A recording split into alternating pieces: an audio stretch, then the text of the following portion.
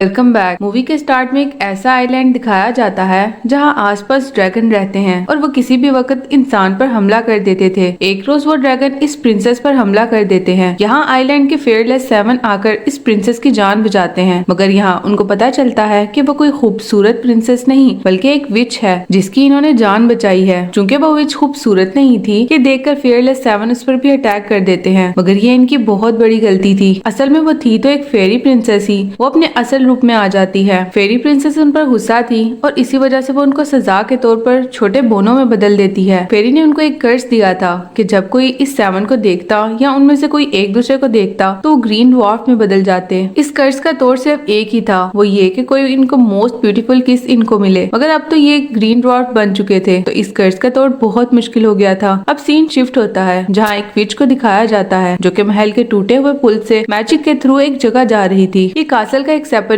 Part था। विच ने इस जगह पर एक पेड़ लगा रखा था। ये मैजिकल ट्री था जो कि एप्पल से रेड शूज में कन्वर्ट हो जाता था। रेड शूज इस विच को यंग बना सकते थे, मगर हर पेयर इस विच के पहनने के बाद काला पड़ जाता और इसका मैजिक खत्म हो जाता। अब भी विच, जिसका नाम रेजिना था, वो इस नए उगने वाले शूज की ट्राई करती, मगर अब तक वो नाकाम रही थी। गुस्से से रेजिना इस शूज को उतार कर फेंकती है और वहाँ मौजूद वर्कर को जगह साफ करने का कहती है। अब इधर एक लड़की को दिखाया जाता है जिसका नाम स्नो वाइट है। वो कासल के इस हिस्से में इस रस्सी की हेल्प से उतरती है। यहाँ वो अपने फादर को तलाशने आई थी। स्नो वाइट को इस रूम में आने की आवाज सुनाई देती है तो वो जल्दी से छुप जाती है। अब इधर एक उड़ते हुए ब्रूम स्टिक पर छोटा बियर आता है। इस बियर को भी यहाँ किसी के आने का शक हुआ था। छोटा बियर इस जगह को अच्छे से चेक करता है। अब एक विंडो के पास इसे रोप दिखाई देती है जो कि काफी अनयूजुअल थी, मगर छोटा बियर इसको इग्नोर करके आगे बढ़ जाता है। छोटा बियर वहाँ से चला जाता है तो टेबल के नीचे छिपी स्नो वाइट बाहर निकल आती है। इसका सर टेबल से टकरा जाता है और एक हिडन ड्रॉर खुलता है। इसमें स्नो वाइट को एक डायरी मिली थी। ये स्नो वाइट के फादर किंग वाइट की डायरी थी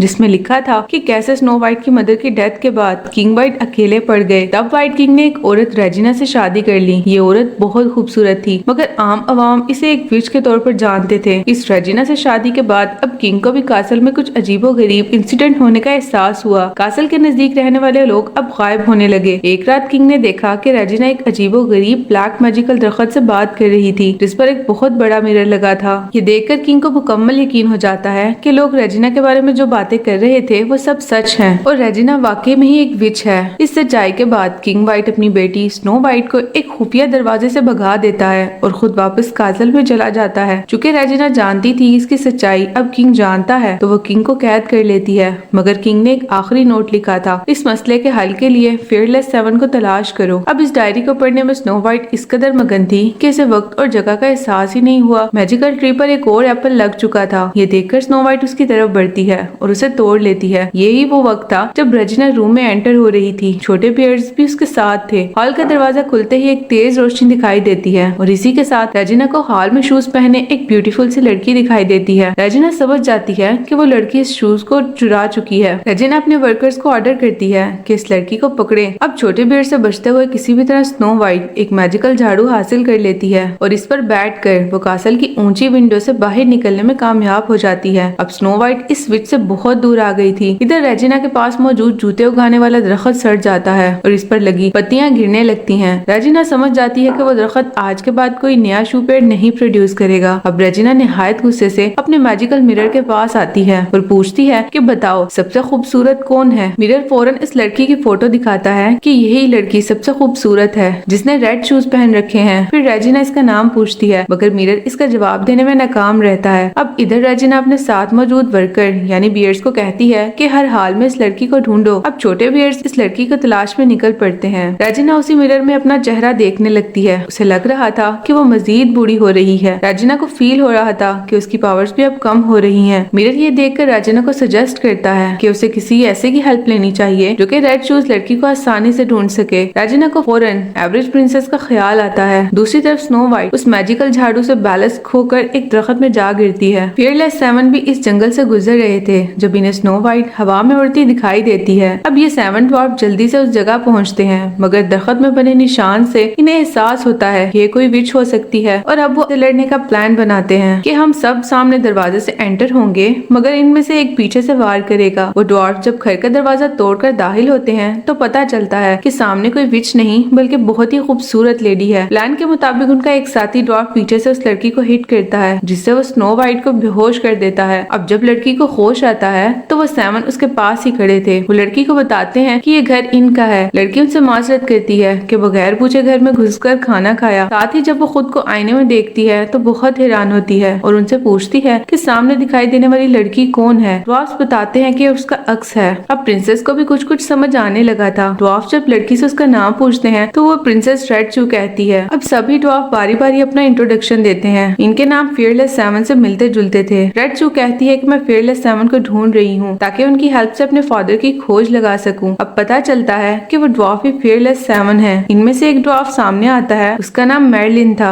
मर्लिन उससे प्रॉमिस करता है कि वो और उसके साथी रेड चू की हेल्प जरूर करेंगे उसके फादर को ढूंढने में। अब एक सीन में दिखाया जाता है पड़ोसी मुल्क का प्रिंस, जो कि यहाँ का अगला राजा भी है, वो अपने खास साथियों से पूछता है कि उसकी बर्थडे का इनविटेशन देखकर किस मुल्क की प्रिंस और प्रिंसेस आ रहे हैं। अब प्रिंस एवर्ट्स के साथी बताते हैं कि इनविटेशन तो भिजवा दिए गए हैं, मगर सभी इस पार्टी में शिरकत से कतरा रहे हैं। प्रिंस एवरेज को समझ नहीं आ रहा था कि क्यों वो फेवरेट प्रिंस नहीं है। अचानक से इस हॉल में रेजिना एंटर करती है। अब प्रिंस एवरेज के साथ ही रेजिना को पकड़ने की कोशिश करते हैं, मगर वो अपने मैजिकल पावर से प्रिंस के पास चली जाती है। प्रिंस एवरेज डर रहा था क्योंकि वो समझ गया था कि रेजिना एक विच है। रेजिना इधर प्रिंस एवरेज को कहती है कि मैं तुम्हारी परेशानी समझ सकती हूँ। अगर तुम्हें पॉपुलर होना है तो सबसे खूबसूरत लड़की के साथ अपना बर्थडे सेलिब्रेट करो। साथ ही वो रेड चू की फोटो सामने रखती है। अब प्रिंस एवरेज इतनी प्यारी लड़की को देखकर फौरन मान जाता है। यहाँ पर इन दोनों की डील होती है कि प्रिंस लड़की ढूंढ लेगा और उसे अपनी बर्थडे में इनवाइट कर लेगा। जब वो बर्थडे पार्टी में आएगी तो रेजिना उस लड़की से अपने रेड शूज वापस ले लेगी। प्रिंस एवरेज फौरन ही रेड शूज को ढूंढने निकल पड़ता है। अब इधर दिखाया जाता है कि रेड शूज, जो कि स्नो वाइट ही है, वो इन ड्वार्फ्स के घर में रह रही थी। अपने रूम में वो एक पिक्चर ड्रॉ कर रही थी। ये इसके फादर की फोटो थी ताकि फियरलेस सेवन इस पिक्चर की हेल्प से रेड शू के फादर को ढूंढ सके। इसके बाद स्नो वाइट अपने जूते उतार देती है और बिस्तर पर गिर जाती है ताकि कुछ आराम कर सके। अचानक से दरवाजा नॉक होता है तो स्नो वाइट जल्दी से अपने शूज पहनकर दरवाजा खोलती है। इधर दरवाजे पर जैक था। वो उसे ऑफर करता है कि फेस को मॉइस्चराइज करने वाले मास्क में उसको ज्वाइन कर ले, मगर स्नो वाइट मना कर देती है कि इस वक्त आराम कर लेगी क्योंकि वो बहुत थक चुकी है। अब उदास सी बैठी स्नो वाइट को विंडो से पार एक परछाई दिखाई देती है। स्नो वाइट को लग रहा था कि वो उसके फादर किंग वाइट हैं। वो लाइट लेकर घर से बाहर जाती है। अब इधर मर्लिन घर की लाइब्रेरी में था और मैजिक के लिए एक बुक का यूज करना चाहता था। मर्लिन की नजर में इस लड़की पर पड़ती है जो कि घर से बाहर जा रही थी। मर्लिन इसके पीछे जाता है और इधर रेड शूज भी जंगल में पहुंच आई थी। वो अपने फादर को आवाज लगाने लगती है, मगर अचानक से एक बड़ा वुडन रैबिट आ जाता है। इधर एकदम से मर्लिन आ गया था और कोई और बड़ा हादसा होने से पहले वो इस रैबिट पर अपने मैजिक से अटैक कर देता है। मर्लिन और रेड शू अपनी जान बचाकर वहाँ से भाग जाते हैं। वुडन रैबिट अब उनके पीछे आने लगता है। मर्लिन इस लड़की से कहता है कि तुम भागती रहो मगर पीछे मुड़कर ना देखना। लड़की वहाँ से भाग जाती है। अब चूंकि मर्लिन को कोई नहीं देख रहा था तो इंसान में बदल गया। मर्लिन अब इस मॉन्स्टर रैबिट पर अटैक करने के लिए तैयार था, मगर अब लड़की को मर्लिन की फिक्र होने लगी थी तो वो वापस से मुड़ती है और मर्लिन को देख लेती है। लड़की इस मॉन्स्टर रैबिट का ध्यान अपनी जानिब कराने लगती है और मर्लिन वापस से हरा ड्वार्फ बन गया था क्योंकि लड़की ने उसे देख लिया था। अब रैबिट उस मर्लिन को रोनता हुआ लड़की के पीछे जाता है। रेड शूज लड़की अब एक जगह फंस जाती है,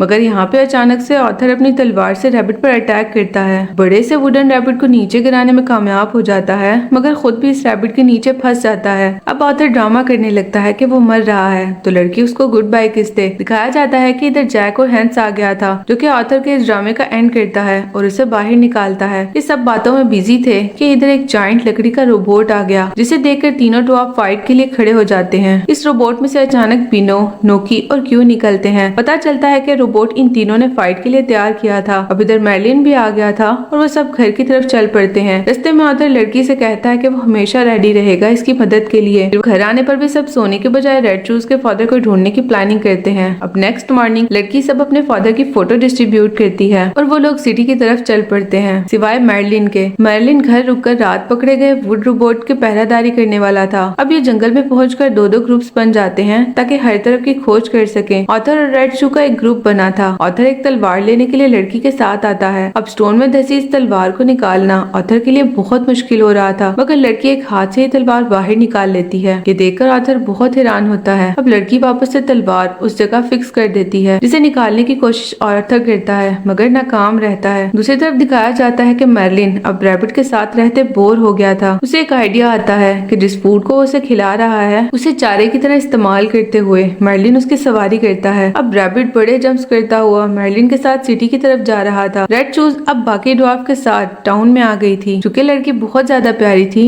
तो हर कोई इसे इम्प्रेस करने की कोशिश में लगा था। इधर ऑथर अब वो तलवार ना निकाल पाने की वजह से दुखी था। लड़की उससे प्रॉमिस करती है कि वो दोबारा से वहाँ जाकर तलवार हटाएगी। ऑथर खुश हो गया था। अब बाकी सब की तरह ऑथर भी रेड शूज के फादर को ढूंढने लगता है। अचानक से रेड शू की नजर दीवार पर लगे एक पोस्टर पर पड़ती है जिसमें उसकी फोटो थी। साथ ही इस मोस्ट वांटेड लिखा गया था। यानी अब सिटी में प्रिंस एवरेज के साथी रेड शू को तलाश कर रहे थे। लड़की भी प्रिंस के साथियों को देख चुकी थी तो वो फौरन वहाँ से भाग जाती है। अब एक बंद गली में जाकर वो अपने शूज उतार देती है जिससे वो वापस अपने असल हुलिये में आ जाती है। प्रिंस के साथी उसकी पहचान नहीं कर पाते और वहाँ से चले जाते हैं। लड़की उस गली से निकलने वाली थी कि वहाँ कुछ गार्ड्स आ जाते हैं और उसके रेड शूज छीन कर उसको टीज करने लगते हैं कि इतने छोटे से शूज उसके नहीं हो सकते। मगर इधर मर्लिन आकर उन गार्ड से लड़की की जान छुड़वाता है। लड़की के शू वापस करते हुए मर्लिन कहता है कि क्या हम पहले मिल चुके हैं। इधर मर्लिन जल्दी में था तो वो जवाब सुने बगैर वहाँ से चला जाता है। दूसरी तरफ मर्लिन अपने जायंट रैबिट के साथ था जब एक गार्ड प्रिंसेस रेड शू की फोटो दिखाकर पूछता है क्या तुम इसे जानते हो। मर्लिन समझ जाता है कि रेड शू इस वक्त खतरे में है। इधर भी रेड शू को मर्लिन अपने जायंट रैबिट की हेल्प से बचा लेता है। जायंट रैबिट एक बड़ी जंप लगाता है और ये सब सिटी से बाहर निकल जाते हैं। मगर इस जल्दी में लड़की के हाथ में पकड़ी उसके फादर की फोटो गिर जाती है जिसे प्रिंस के साथी उठा लेते हैं। अब ये लड़की मर्लिन के साथ एक सेफ जगह पर थी। वहाँ मर्लिन उससे पूछता है कि प्रिंस के गार्ड तुम्हें क्यों ढूंढ रहे थे। साथ ही वो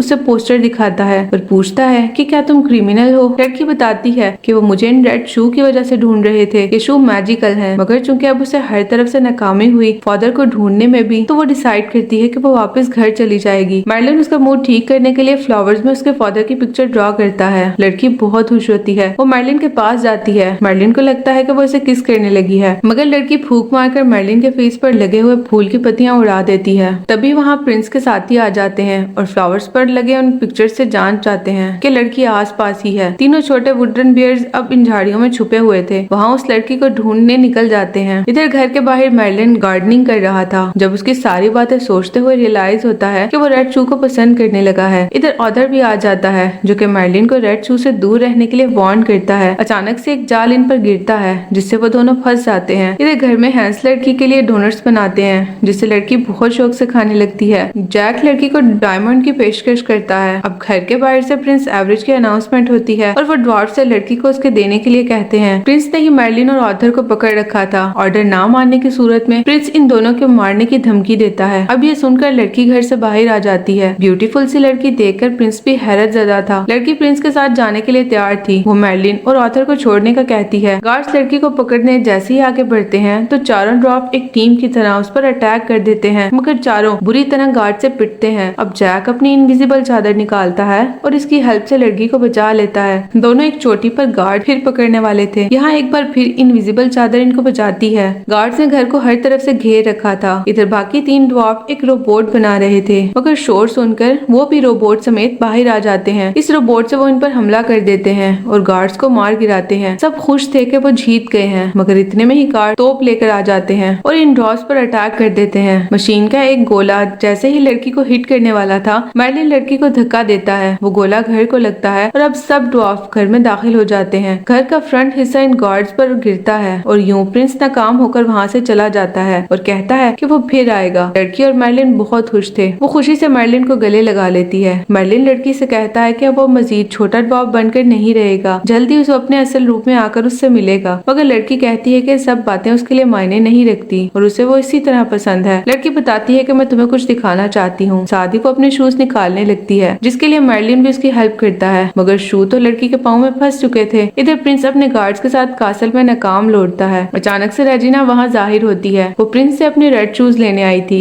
मगर जब रेजिना को पता चलता है कि प्रिंस नाकाम लौटा है तो वो उसे और उस गार्ड्स को एप्पल देती है जिसको खाने से वो लकड़ी के दरख्त बन जाते हैं। अब नेक्स्ट डे सब ड्वार्फ अपने घर को रिकंस्ट्रक्ट करते हैं जिसमें लड़की उनकी हेल्प करती है। दूसरी तरफ वो लड़की के फादर के मिसिंग पोस्टर का बैनर तैयार कर रहे थे और उसे रोबोट की हेल्प से पूरे शहर में फैलाने वाले थे। मर्लिन और लड़की रोबोट पर बैठे थे जब वो दोनों पीटर से टकरा जाते हैं और जंगल में स्टक हो जाते हैं। दोनों पैदल ही घर की तरफ जाने लगते हैं। लड़की मर्लिन को किस करती है। मर्लिन खुश था कि अब वो अपने असल रूप में आ गया है। मर्लिन लड़की से आंखें खोलने का कहता है मगर जैसे ही वो आंखें खोलती है मर्लिन वापस एक ड्वार्फ में बदल चुका था। मर्लिन अब समझ नहीं पा रहा था कि कर्ज टूट क्यों नहीं रहा मगर अचानक से बड़े मॉन्स्टर्स निकल आते हैं। दोनों वहाँ से निकल भागते हैं। अब काफी दूर तक शिप होने के बावजूद भी वो वापस से उन मॉन्स्टर तक आ गए थे। मर्लिन अब उन मॉन्स्टर्स को एक एक कर हराता है, मगर जब एक मॉन्स्टर को मैजिक के थ्रू पुल से गिराता है तो एक मॉन्स्टर उसे भी अपने साथ नीचे पानी में खींच लेता है। ये देखकर लड़की उसको बचाने पानी में कूद जाती है, मगर मर्लिन एक स्टोन के नीचे स्टक हो गया था। लड़की अपने शू उतारकर मर्लिन को बाहर खींच निकालने में कामयाब हो जाती है, मगर बाहर आते ही वो बेहोश हो गई थी। रेजिना इधर मिरर में देख रही थी कि उसके भेजे गए मॉन्स्टर्स कहाँ हैं। अब पता चलता है कि मिरर भी अब तक रेड शू वाली लड़की को कोई और नहीं बल्कि स्नो वाइट थी। ये देखकर वो गुस्से से पागल हो जाती है। अब इधर मर्लिन और लड़की स्नो वाइट रात को नदी के पास बैठे थे। स्नो वाइट बताती है कि यही उसका असल रूप है, मगर स्नो वाइट जानती थी कि मर्लिन उसकी सच्चाई जानकर दुखी होगा। वो सोने के लिए लेट जाती है। इधर आग बुझ गई थी तो मर्लिन लकड़ियां लेने जंगल की तरफ जाता है। स्नो वाइट भी अपने जूते पहनकर दुखी से जंगल की तरफ जा रही थी कि जंगल से मर्लिन उसकी तरफ आता है, उसे एप्पल देता है कि ये उनकी मुश्किलात को हल कर देगा। स्नो वाइट उस एप्पल को खाने वाली थी, मगर दूसरी तरफ मर्लिन बियर्स के साथ उधर आ जाता है। तब पता चलता है कि कोई और नहीं बल्कि रेजिना है, जिसने एप्पल खाने के लिए स्नो वाइट को दिया था। रेजिना अब स्नो वाइट को लेकर वहाँ से गायब हो गई थी। अब इधर मर्लिन छोटे बियर्स को मैसेज बाकी ड्वार्फ तक पहुँचाने के लिए कहता है। खुद बड़े रैपिड पर बैठकर कासल में रेजिना के पीछे जाता है